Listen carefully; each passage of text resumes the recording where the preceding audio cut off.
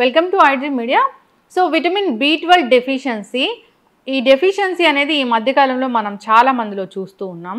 లక్షణాలు ఏముంటాయి, ఇక సో దీనికి ట్రీట్మెంట్ ఏముంది, రాకుండా జాగ్రత్తలు ఏం తీసుకోవాలి, పూర్తి వివరాలు తెలుసుకుందాం. మనతో పాటు ఉన్నారు ప్రముఖ internal medicine specialist doctor Rajesh Ukkala గారు. డాక్టర్ గారు నమస్తే అండి. నమస్తే డాక్టర్ గారు, ఈ మధ్యకాలంలో నేను ఎక్కడో విన్నాను ఏంటంటే B12 డెఫిషియన్సీ వస్తే లక్షణాలు డయాబెటీస్ లక్షణాలు సేమ్ ఉంటాయని. సో అసలు B12 డెఫిషియన్సీ అనేది ఎందుకు వస్తుంది, లక్షణాలు అంటే ఏంటి? సో బేసిక్లీ మీ ఫస్ట్ క్వశ్చన్లో డయాబెటీస్కి అండ్ B12కి కనెక్షన్ చెప్పారు.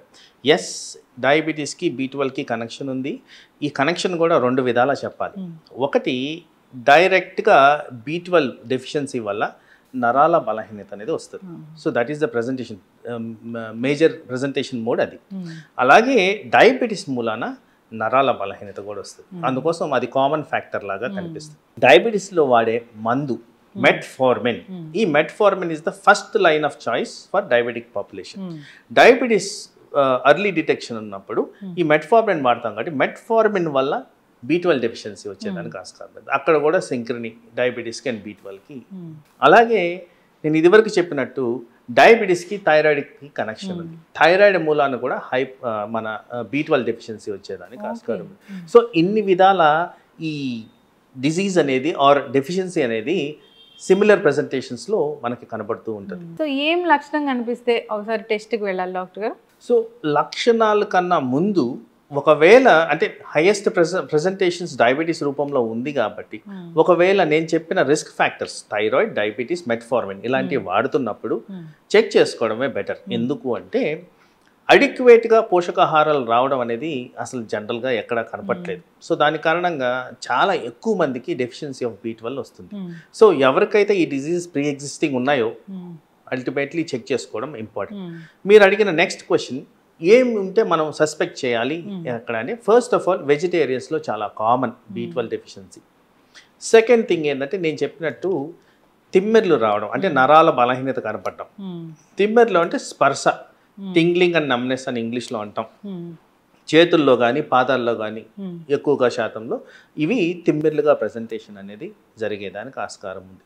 అలాగే ఎగ్జాషన్, ఫెటీగ్, నీరసంగా అనిపించడం, లెథర్జీ ఇలాంటివి ఉన్నప్పుడు కూడా B12 డెఫిషియన్సీ. ఎందుకంటే B12 డెఫిషియన్సీ మూలాన రక్తహీనత అనేది వస్తుంది. సో అందుకోసం దాని గురించి అది కూడా చెక్ చేసుకోవాల్సిన అవసరం ఉంది. ఇప్పుడు B12 డెఫిషియన్సీ అనేది ఒక ఏజ్ వాళ్ళకే వస్తుంది డాక్టర్ గారు? పర్టికులర్ ఏజ్ వీళ్ళకి? నాట్ నెసెసరీ అండి. ఈ మధ్య కాలంలో అంటే ఒక 10 or 15 ఇయర్స్ నుంచి ఆల్మోస్ట్ చాలా మందిలో B12 డెఫిషియన్సీ అనేది కనిపిస్తుంది. ఇంక్లూడింగ్ చిన్నపిల్లల్లో కూడా ఎక్కువగా కనిపిస్తుంది. మనం కొద్దిగా విజిలెంట్గా ఉండడమే ఇంపార్టెంట్. ఎందుకంటే డైటరీ సబ్స్టిట్యూట్స్ రావట్లేదు కాబట్టి విటమిన్ సబ్స్టిట్యూషన్ అనేది మ్యాండేటరీగా కనిపిస్తుంది. ఇప్పుడు ఈ భుజానికి సంబంధించిన నొప్పి వచ్చినప్పుడు కూడా అది అసలు తగ్గదు, అది B12 డెఫిషియన్సీ వల్ల అంటారు. వాస్తవమేనా డాక్టర్ గారు? అంటే మీరు చెప్పే కాంటెక్స్ట్ నాకు అర్థమైంది క్లినికల్గా. అది frozen shoulder. Frozen shoulder is commonest presentation in the diabetic population. So frozen shoulder అంటే నేను చెప్పినట్టు డయాబెటీస్లో రిస్క్ ఉన్న ఫ్యాక్టర్ B12 డెఫిషియన్సీ. అక్కడ ఆ ఫ్రోజన్ షోల్డర్ ఏరియాలో కూడా నరాల బలహీనత ఆర్ నరాల కంప్రెషన్ జరుగుద్ది కాబట్టి ఆ నరానికి సంబంధించి కూడా కాంపనెంట్ ఉంది కాబట్టి B12 ఎవాల్యుయేషన్ అనేది చేస్తాం. ఆ B12 డెఫిషియన్సీ ఉంటుంది కాబట్టి దాన్ని కూడా కరెక్ట్ చేయాల్సిన పరిస్థితులు ఏర్పడతాయి. ఓకే, ఇప్పుడు B12 డెఫిషియన్సీ వచ్చింది డాక్టర్ గారు, అంటే దీనికి ఇంత లెవెల్ ఉంటే B12 ఉన్నట్లు అట్లా ఏమైనా ఉంటుందా level? So B12 normal range 200 నుంచి 900 వరకు. సో నేను ఎప్పుడు నా పేషెంట్స్కి చెప్తున్న విషయమే, సార్ 200 ఉంది కదా పర్లేదు కదా అంటారు. నేను అంటాను పాస్ మార్కులు కాదు కానీ కావాల్సింది మనకి డిస్టింక్షన్ కావాలి. అందుకోసం అది మెయింటెనెన్స్ అరౌండ్ 500 మెయింటైన్ చేయండి, మీన్ యావరేజ్గా పనికి వస్తుంది అని చెప్తాను. So always aim for something on the higher side, అప్పుడే మనకి బెటర్. ఇంకా కొన్ని సందర్భాల్లో B12 ద్వారా హెయిర్ ఫాల్ అనేది ఎక్కువగా చూస్తున్నాం. సో టార్గెట్ ఓరియంటేషన్ అరౌండ్ 700 కూడా పెడతాం. సో అవసరాన్ని బట్టి దాన్ని పెంచుకుంటూ వస్తాం. బట్ నార్మల్ రేంజ్ అనేది 200 నుంచి 900 వరకు మనం మెయింటైన్ చేయడం జరుగుతుంది. ఇప్పుడు B కాంప్లెక్స్ టాబ్లెట్స్ అని దొరుకుతూ ఉంటాయి బయట, సప్లిమెంట్స్ లాగా. అవి తీసుకుంటే ఈ B12 డెఫిషియన్సీ అనేది తగ్గిపోతుందా? అగైన్ చాలా ఇంపార్టెంట్ క్వశ్చన్ మీరు అడిగింది ఇది. ఈ B కాంప్లెక్స్ టాబ్లెట్ అనేది ఎన్ మాస్ పనిచేస్తుంది. అంటే అన్ని విధాల B కాంప్లెక్సెస్ ఉన్న టాబ్లెట్. కానీ నాకు టార్గెటెడ్ థెరపీ అనేది ఇంపార్టెంట్. ఎందుకంటే ఈ B12కి ఇప్పుడు చాలా ప్రాధాన్యత ఉంది. ఎందుకంటే ఈ మెడికల్ ఫీల్డ్లో ఎక్కువ శాతం దీనికి సంబంధించి ఎక్కువగా చూస్తున్నాం. సో ఆ బి కాంప్లెక్స్ ట్యాబ్లెట్లు మేబీ ఒక 100 ఇంటర్నేషనల్ యూనిట్స్ ఆఫ్ B12 ఉంటే నాకు సబ్స్టిట్యూషన్కి కావాల్సింది అరౌండ్ 1000 నుంచి 2000 ఇంటర్నేషనల్ యూనిట్స్ కావాలి. సో అలాంటివి targeted therapy concentrated B12 tablets ఇస్తేనే తగ్గుద్ది, కానీ ఈ బి కాంప్లెక్స్ వల్ల మనకి ఈ B12 లోట్లు అనేవి తగ్గవు. అయితే ఈ B12 డెఫిషియన్సీ వచ్చిన వాళ్ళకి వీక్లీ వన్స్ ఒక ఇంజెక్షన్ చెప్తారా డాక్టర్ గారు? అది చాలా సివియర్గా ఉన్నప్పుడు. సో అగైన్ ఇక్కడ రెలవెన్స్ ఎలా ఉంటుందంటే ఇంజెక్షన్ ఇచ్చేది ఎందుకు అంటే పేషెంట్ సిమ్టమ్స్ ఎలా ఉన్నాయి, మీరు అన్నారు చూడండి, ఏ లక్షణాలు ఉంటే మనం సస్పెక్ట్ చేయాలని. ఏ లక్షణాలు లేకుండా కూడా B12 డెఫిషియన్సీ మేము చూస్తూ ఉంటాం. లక్షణాలు ఉన్న వాళ్ళకి ఎటువంటి లక్షణాలు ఉన్నాయి, దీనివల్ల వాళ్ళు ఎంత సఫర్ అవుతున్నారు అనేది బట్టి ఇంజెక్షన్ అనేది ఇవ్వడం జరుగుతుంది. గ్రాస్గా డెఫిషియన్సీ ఉన్నప్పుడు డెఫినెటివ్గా ఇంక్లూడింగ్ 300-400 ఉన్నా కానీ ఇంజెక్షన్స్ ఇవ్వడం అనేది జరుగుతుంది. ఎందుకంటే దాని మూలాన వాళ్ళకి బెనిఫిషియల్ ఎఫెక్ట్స్ ఉంటాయి కాబట్టి, ఈ సిమ్టమ్స్ త్వరగా రికవర్ అవుతాయి కాబట్టి. అదర్వైజ్ టాబ్లెట్ సబ్స్టిట్యూషన్ కూడా సరిపోతుంది. ఇప్పుడు వన్స్ B12 ఇంజెక్షన్స్ కానీ మీరు టాబ్లెట్స్ కానీ ఇచ్చారు, ఓకే సఫిషియెంట్ B12 వచ్చింది, అది మళ్ళీ తగ్గిపోకుండా ఉండాలంటే? అగైన్ ఇది చాలా ప్రాక్టికల్ క్వశ్చన్. సో ఈ విటమిన్ B12 అనేది వాటర్ సాల్యుబుల్ విటమిన్. సో ఈజీగా బాడీలోంచి వెళ్ళిపోద్ది, పెద్ద స్టోరేజ్ ఉండదు. సో అందుకోసం దానికి కంటిన్యూస్గా సబ్స్టిట్యూషన్ అనేది జరగాలి. సో కామన్గా చూస్తే న్యాచురల్ పద్ధతిలో ఫుడ్లోంచి రావాల్సిన అవసరం ఉంది. మరి ఫుడ్లోంచి వస్తే మనకి డెఫిషియన్సీ ఎందుకు వచ్చింది ఫస్ట్ ప్లేస్? సో ఆ ఫుడ్లో లేనందుకే డెఫిషియన్సీ వచ్చింది, వాట్ ఎవర్ రీజన్స్ ఆర్. అందుకోసం ఆ మార్పులు చేయకుండా ఉండాలి అంటే డెఫినెట్గా సబ్స్టిట్యూషన్ అనేది లాంగ్ టర్మ్గా కంటిన్యూ చేయాలి.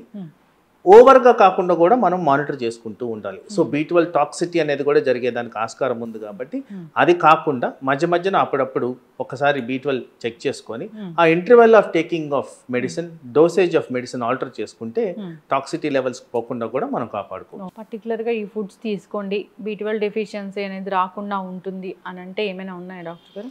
ఉన్నాయి, కానీ నేను చెప్పిన ఫస్ట్ పాయింట్ని కాంట్రడిక్ట్ చేస్తూ మాట్లాడాలి. ఎందుకంటే ఫుడ్లోంచి వచ్చి ఉంటే మనకు అసలు B12 డెఫిషియన్సీ రాదు. So in general so concentration of B12 అనేది ఫోర్టిఫైడ్ సీరియల్స్ అన్నిట్లో ఉంటుందండి.